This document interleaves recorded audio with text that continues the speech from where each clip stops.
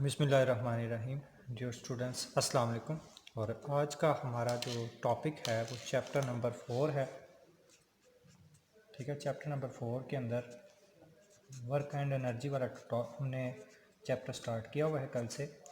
तो work and energy के अंदर आज हमारा जो टॉपिक है वो है 4.2 work done by variable force. ठीक है, तो सबसे पहले कल हमने जो टॉपिक किया था उसके अंदर था कि कांस्टेंट फोर्स क्या होती है। आज हमारे पास टॉपिक है वेरिएबल फोर्स का। तो वेरिएबल फोर्स के बारे में हमें पता होना चाहिए कि ऐसी फोर्स जिसकी जो डायरेक्शन है, ठीक है, यहाँ पे हम डायरेक्शन की वर्ड इसलिए यूज़ कर रहे हैं, आगे चल के हमने कॉस थीटा साइन थीटा की कॉस की बात करनी है। डायरेक्शन सेम नहीं होती, ठीक है। ऐसी फोर्स जिसकी डायरेक्शन हमारे पास सेम ना हो, यानी अब क्योंकि हमने फार्मूला पढ़ा था एफ डॉट डी का, अगर ये फार्मूले के अंदर एफ और डी की डायरेक्शन हमारे पास सेम रहती है, फोर्स और डिस्प्लेसमेंट की डायरेक्शन सेम रहती है, तो हम लिख सकते हैं F D cos of theta, और थीटा हमारे पास ज़ीरो आएगा, तो हम कह सकते हैं कि ये बन जाएगा F D, W is equal to F D. लेकिन अगर ये फार्मूला हमारे पास ये वैल्यूज़ बिल्कुल सेम नहीं आती, वैल्यू चेंज हो जाती हैं, तो वैल्यू चेंज होने का मतलब ये है कि आपके पास फोर्स जो है वो कभी कॉस थीटा के अंदर थीटा हमारे पास 0 से चेंज होके 45 से फिर आगे चेंज होके 90, या इस तरह से हमारे पास थीटा 180 तक जा सकता है। तो इसको आप कहते हो कि आपके पास वेरिएबल फोर्स है।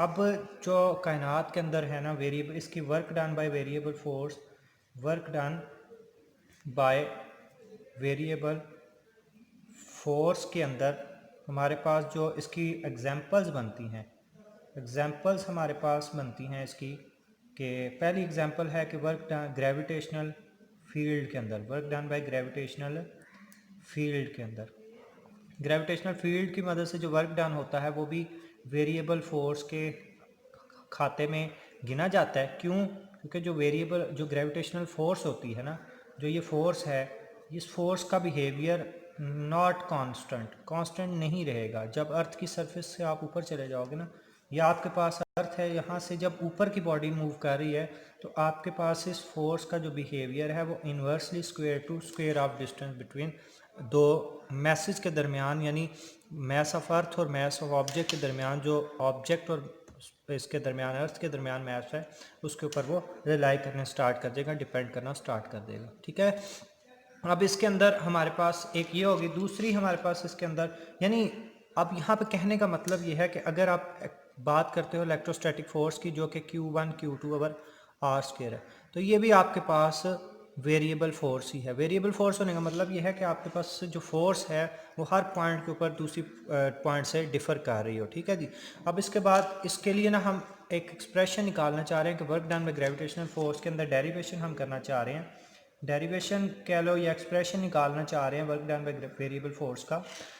तो सबसे पहले आपके पास आप कंसीडर करो कि ये आपके पास पाथ ए और ये बी है। अब देखो इस पाथ से आपको नज़र आ रहा है कि फोर्स की वैल्यू हमेशा सेम नहीं होगी। अब आपके पास जब फोर्स की वैल्यू यहाँ पे पॉइंट्स पे लग रही है, पहले पॉइंट के ऊपर F1 है, दूसरे पॉइंट के ऊपर फोर्स की वैल्यू F2 है, इसी तरह से इस पॉइंट के ऊपर N पॉइंट के ऊपर फोर्स की वैल्यू N है। जो पहले पॉइंट का डिस्टेंस है ओरिजिन से लेकर, वो आपके पास डेल्टा D1 है, क्योंकि फोर्स कांस्टेंट नहीं है, फोर्स कांस्टेंट नहीं है, तो आपके पास जो डिस्प्लेसमेंट है वो भी अब चेंज होगा, उसका चेंज भी कांस्टेंट नहीं होगा। ठीक है, पिछले केस के अंदर डिस्प्लेसमेंट का चेंज भी कांस्टेंट आ रहा था। अब आपने क्या किया कि आपने यहाँ से यहाँ तक का जो डिस्टेंस है डेल्टा D2 कह दिया, नेक्स्ट डिस्टेंस को कह दिया डेल्टा D3।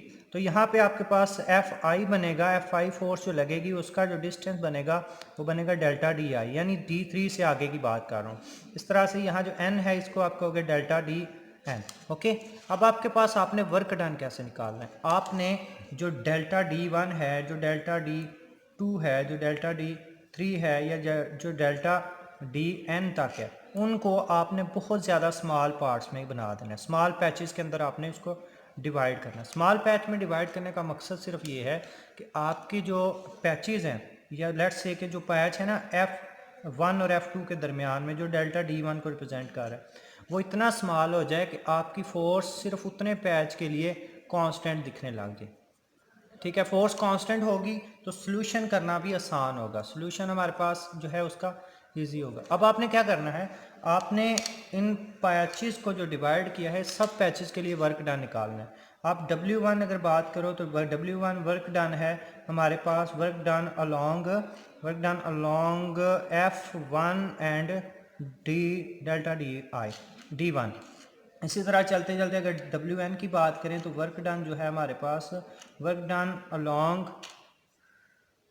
FN और DN बन जाएगा। ठीक है जी, अब इसका मतलब है कि आपके पास जो वर्क डन की आप बात कर रहे हो वो यहाँ पे इस तरह से एप्लीकेबल है। तो टोटल जो वर्क डन होगा, टोटल वर्क डन आप कैसे निकालोगे, टोटल वर्क डन आप निकालोगे W1 plus W2 plus W3 plus W so on WN। ठीक है, तो ये बन जाएगा F1 डेल्टा D1 और plus F2 delta D2 plus F3 delta D3 and so on Fn delta delta Dn।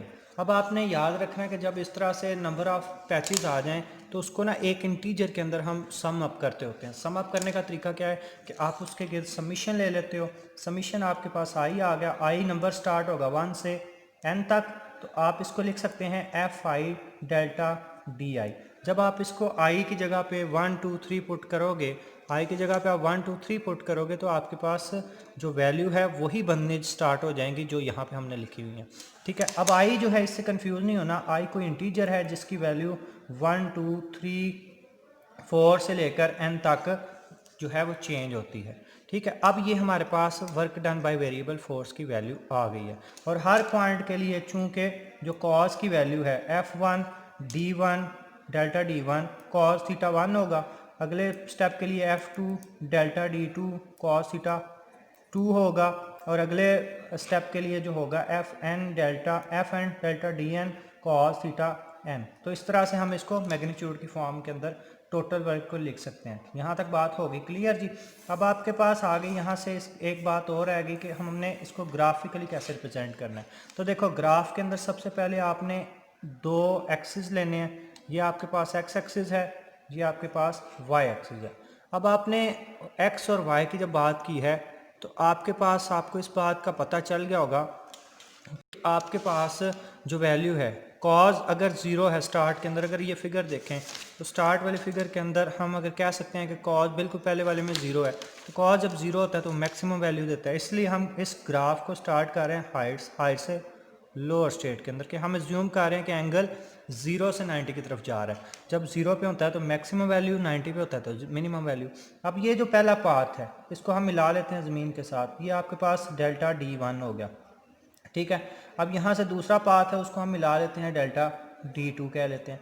तो यहाँ पे जो सेंटर के अंदर कोई रीजन है उसको कोई और इंटीजर कह के उसको कह लेते हैं डेल्टा Di। तो यहाँ पे जो लास्ट पे हमारे पास तकरीबन 0 की तरफ हम लेके आ रहे हैं, कह लेते हैं कि 0 है या नहीं है वो अलग बात है, हम कह लेते हैं कि डेल्टा Dn है। तो अब देखो यहाँ पे एंगल के ऊपर दो फोर्स की डिपेंडेंट आ गई है ना, तो इसलिए हम कह सकते हैं कि हमारे पास जो ग्राफ है उसका y एक्सिस क्या बन रहा है, उसका y axis f cos of theta है, उसका x एक्सिस डेल्टा d है। यानी अब आपने इसको जो स्मॉल करना है ये इस तरह से आप इसको सॉल्व करेंगे तो आपके पास एरिया आ गया। ये जो एरिया अंडर द ग्राफ है, एरिया अंडर द कर्व है, ये आपको वर्क डन प्रोवाइड करेगा। और अगर आप देखो तो वर्क डन जो है यहाँ पे by rectangle, area of rectangle की मदद से आपने वर्क डन को यहाँ पे फाइंड किया। Work done by area of rectangle. Area of rectangle क्या कहती है, एरिया ऑफ रेक्टेंगल कहती है, एरिया ऑफ रेक्टेंगल हमारे पास किसके इक्वल होती है, लेंथ क्रॉस विथ। ठीक है, तो ये हमारे पास आ गई, लेंथ कितनी है हमारे पास डेल्टा डी, और आपके पास विथ कितनी है, ये हाइट कह लो कितनी है, एफ कॉज ऑफ थीटा।